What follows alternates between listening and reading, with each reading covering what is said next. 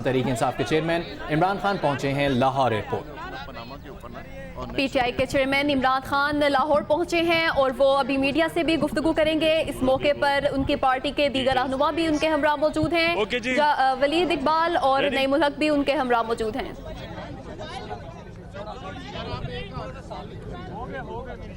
अब लड़ाई ना हो जाए आपस में, ये हमेशा आपकी कैमरामैन की लड़ाई हो जाती है, कुछ ना कुछ हो जाता है। सर किसकी लड़ाई? आपकी, सबकी, हमेशा कहीं ना कुछ हो जाता है।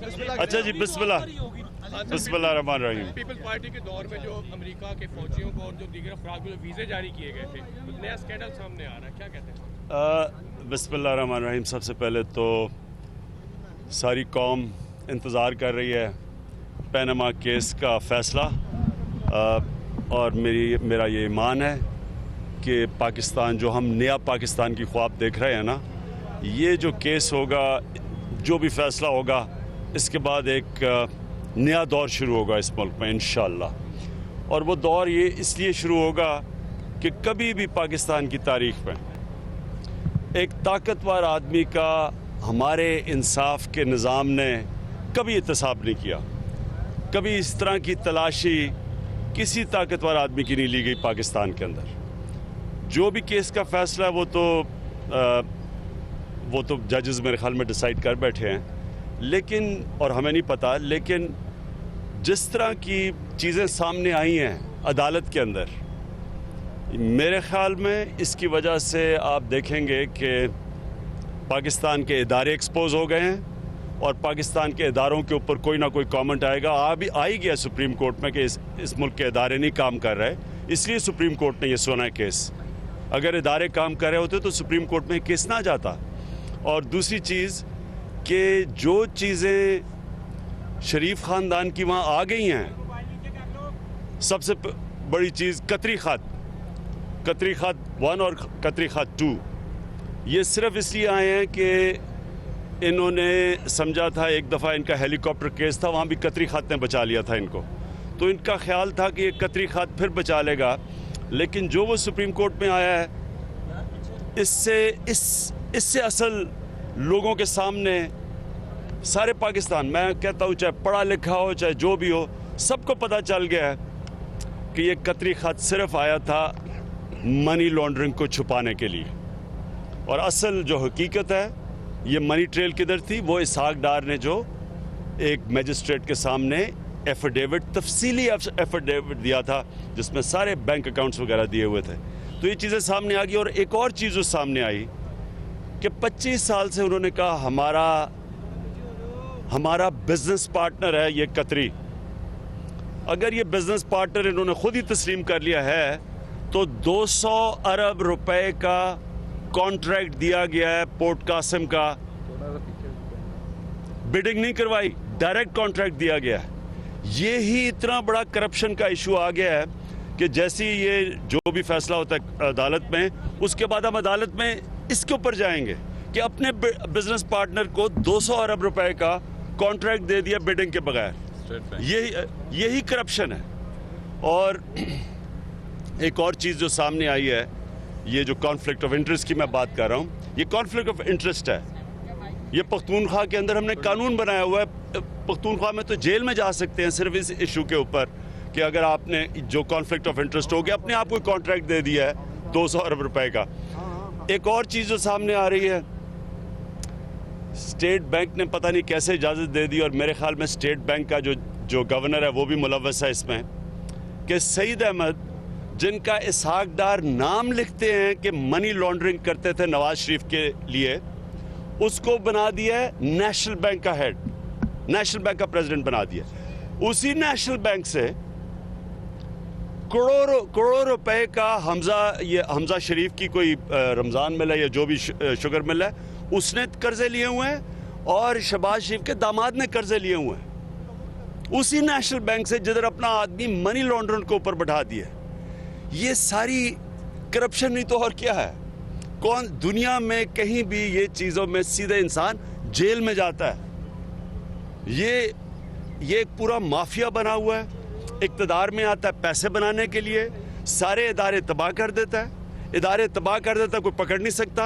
इदारों पे अपने लोग बिठा देते हैं, उसके बाद मुल्क लूटते हैं, बच्चे बाहर बिठाए हुए हैं, यहाँ से पैसा लूट के उनको बाहर भेजते हैं। वो कहते हैं जी बड़े ज़हीन बच्चे हैं, बड़े अक्लमंद बच्चे हैं, काम किए बगैर अरबोपति बन गए हैं वो।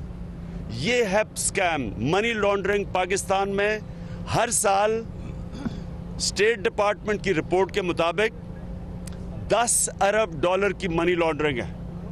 ये 10 अरब डॉलर जो पाकिस्तान से बाहर जाता है, ये अगर बाहर ना जाए, ना हम IMF से कर्जे लें, और ये पैसा अगर पाकिस्तान में लग जाए, हम गुर्बत कम कर सकते हैं, हम अपने किसानों को पैसा दे सकते हैं, हम यहाँ नौकरियाँ नौजवानों के लिए क्रिएट कर सकते हैं।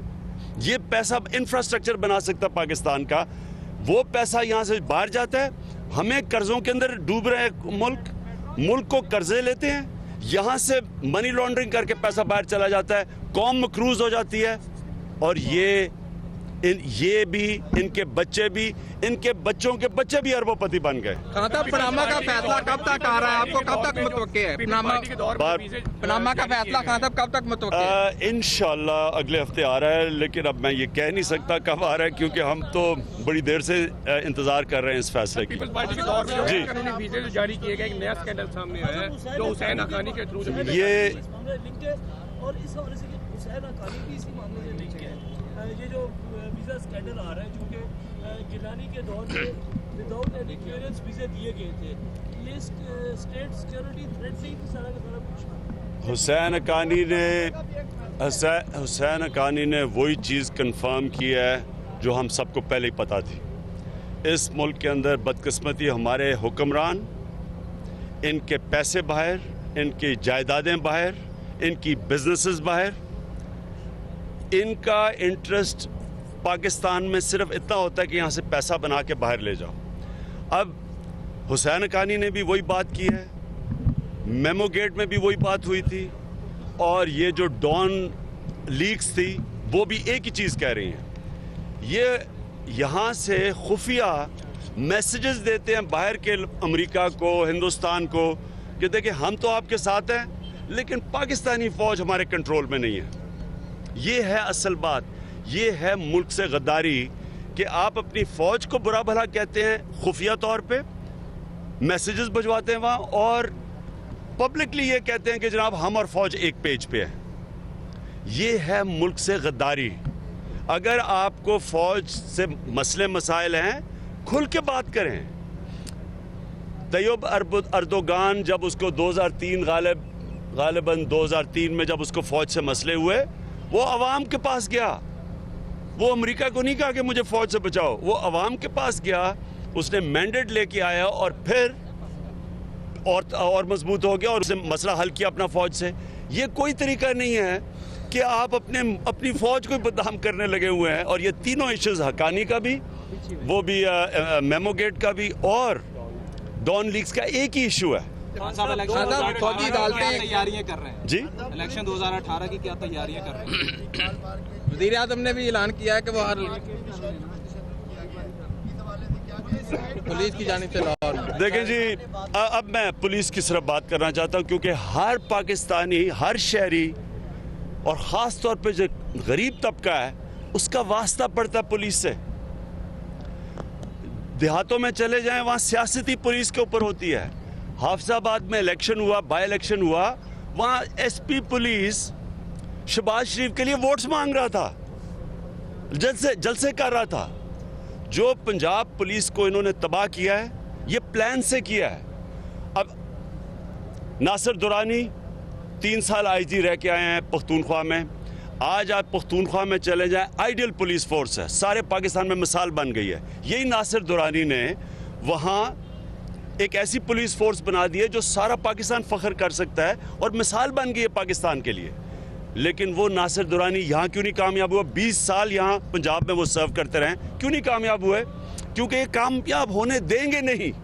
जब सारे रायविंड और मॉडल टाउन से फैसले हों कि जनाब SHO कौन होगा, जब ये मुदाखलत करते हैं, जब इनका मकसद ही है कि पुलिस के ज़रिए इंतकामी कार्रवाई करना, मुखालफिन को डराना, झूठी FIR, हम सब के ऊपर FIR है, मेरे ऊपर, मुझे इश्तिहारी बनाया हुआ है, हमारी लीडरशिप के ऊपर FIR है।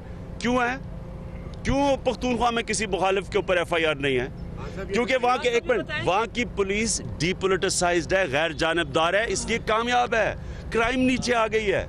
यहाँ का प्रॉब्लम ये है कि पुलिस का जब ये गलत इस्तेमाल करते हैं, आप फिर ना पुलिस को कहें कि पुलिस ठीक नहीं है, ये जिम्मेदार हैं। छह दफा बारियां ली इन्होंने पंजाब में, क्यों नहीं ठीक कर सके? लास्ट हवाले से आप क्या कहेंगे कि हक्कानी का मामला हो, शमसी एयरबेस हो या एबटाबाद का मामला, सब पर एक कमीशन बने ताकि पता चले कि मुल्क के साथ असल गद्दारी किसने की है। देखें असल एक मिनट असल देखें मैं जो भी खत लिखे हैं सरदारी के कहने पे लिखे थे इसको, आप क्या कहते हैं इसके ऊपर?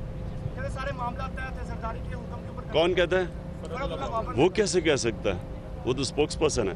मैं एक मिनट में सुने, देखें असल बात करें कि जो आसिफ जरदारी ने नैब को धमकी दी है कि क्या कर सकती है नैब मेरा, यहाँ आसिफ जरदारी ठीक कह रहे हैं कि नैब कैसे आसिफ जरदारी को पकड़ सकती है जबकि इसहाक डार को नहीं पकड़ती, जब नवाज शरीफ को नहीं पकड़ती, जब इनके बड़े बड़े लोगों के ऊपर केसेस हैं उनको नहीं पकड़ती, तो उसको कैसे पकड़ेगी? वो ठीक कह रहा है।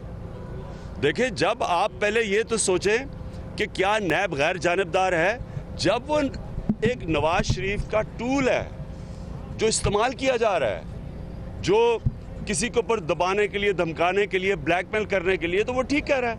या तो नैब गैर जानिबदार हो, सबको इत्मीनान हो कि जिसके ऊपर कोई एक्शन ले तो सारे कहें कि हाँ जी ठीक है गैर जानिबदार है। और आसिफ जरदारी को तो पता है कि नैब का जो चेयरमैन है वो आसिफ जरदारी और नवाज शरीफ की उनकी मर्जी से बना हुआ है, तो वो अगर नवाज शरीफ को नहीं हाथ लगा रहा तो जरदारी को कैसे हाथ लगाएगा?